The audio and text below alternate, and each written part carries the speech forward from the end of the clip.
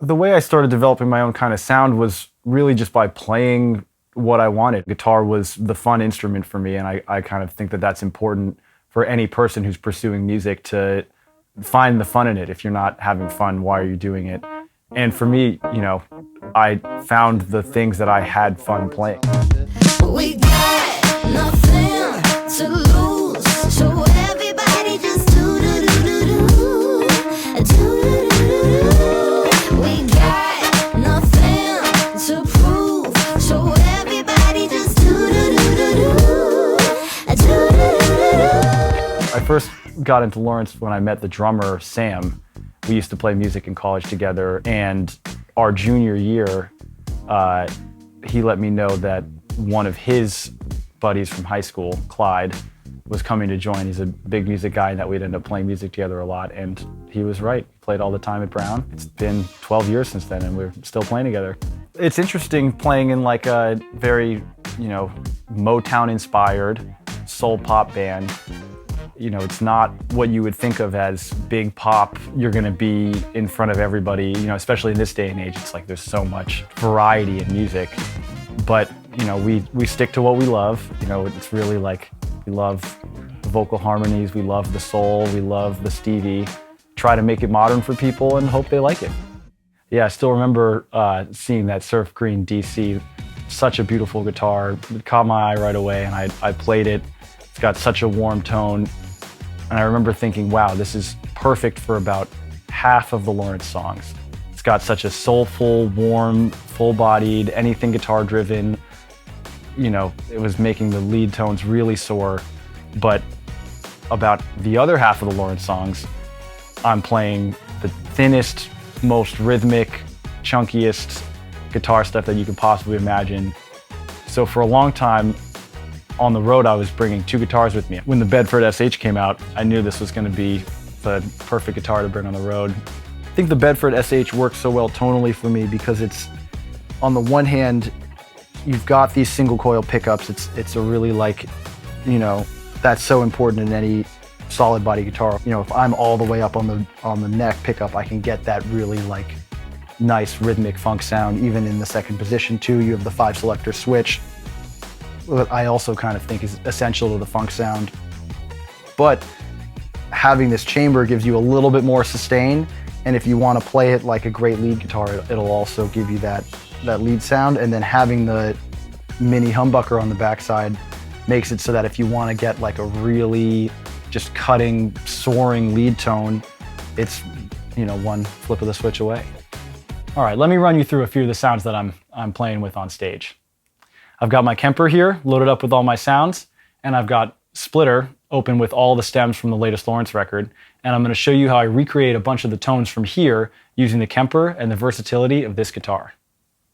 I think a good place to get started with this guitar particularly is that it's got just such an amazing clean tone on the neck pickup. I really love, playing a song that, for instance, isn't one of our studio records, but one of our favorite covers to play all the time. We play a cover of Sean Paul's Get Busy that relies pretty heavily on a guitar rhythm backbone that's kind of a Nile Rodgers-y thing. Sounds a little bit like this.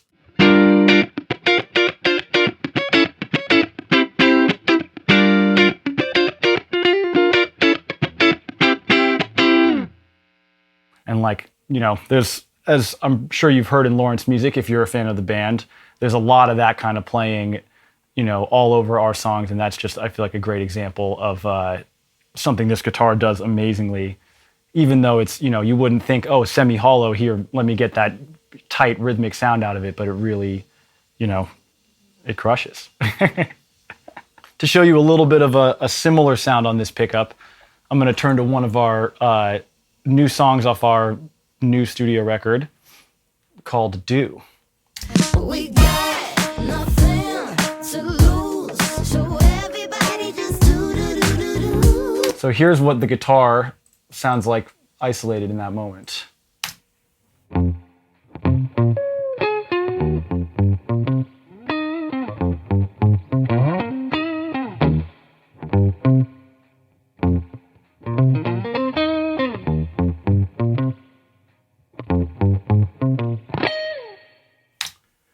As you can tell, this guitar's got a great,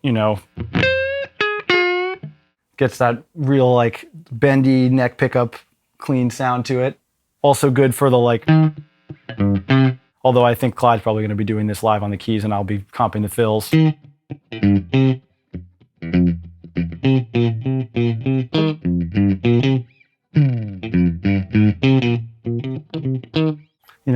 Good for comping that. I'll probably do a little bit of that in this song. Also gives you that, it really, I'll play along a little bit here so you can hear what that sounds like in context. We got nothing to lose, so everybody just do-do-do-do-do. We got nothing to prove, so everybody just do-do-do-do-do. I see people every day getting in their own.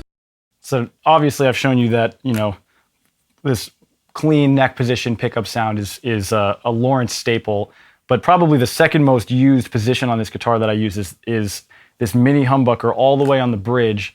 Is perfect for a number of things, but specifically in the Lawrence context, soaring lead tones. I think here I'll give you a little taste of what that might sound like.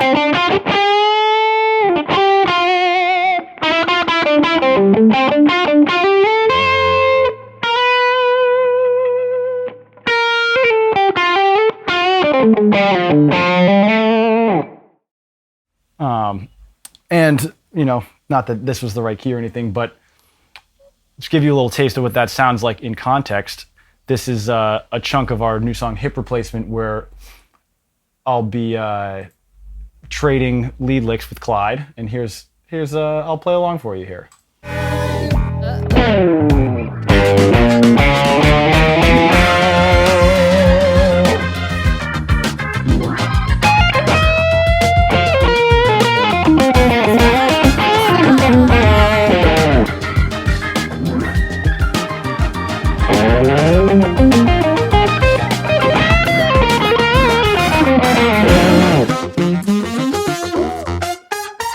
Only so many guitars that I feel prepared to do that on stage with go straight from that tight little, and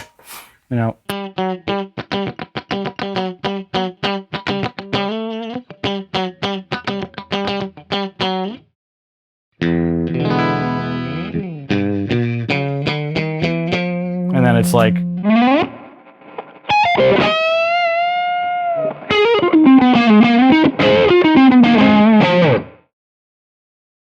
a little bit of a tight turnaround, and it's nice to have a guitar that'll follow you through all the changes.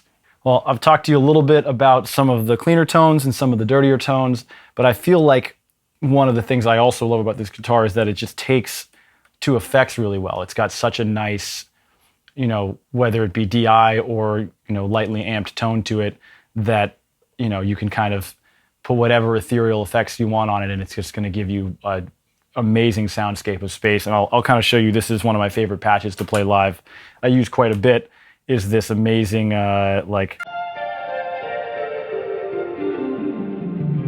amazing,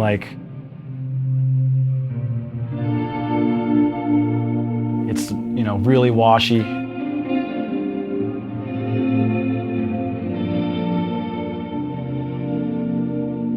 Does a really nice build.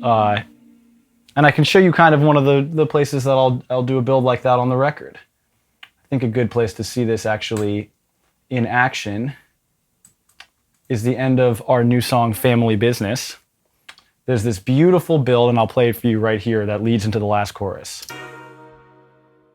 So welcome to the family business. You're already in this, so go make yourself at. Welcome to the family business. You're already in this, so go make yourself at. Welcome to the family business. You're already in this, so go make yourself at home. Go make yourself at home. And what you might have noticed in this build is that on the record, we've got horns, we've got strings, we've got effects here, and I'll play you this kind of the combination of those things. It's the horns, the strings, and the keys layers, and maybe some of these background vocals too, even, why not? It makes this beautiful kind of like cacophony of sound that's growing, this like big swell And you know, when we play live, we're not a band that uses any backing tracks at all, and that's, I feel like, the kind of thing that would be great to have. It's like, how are you going to make a sound like that on stage? Luckily, we've got a patch like this, where, you know, when that part of the song comes around, I will usually do something along the lines of this. So welcome to the family business. You're already Here's an in example. this, so go make yourself at. Welcome to the family business. You're already in this, so go make yourself at. Welcome to the family business. You're already in this, so go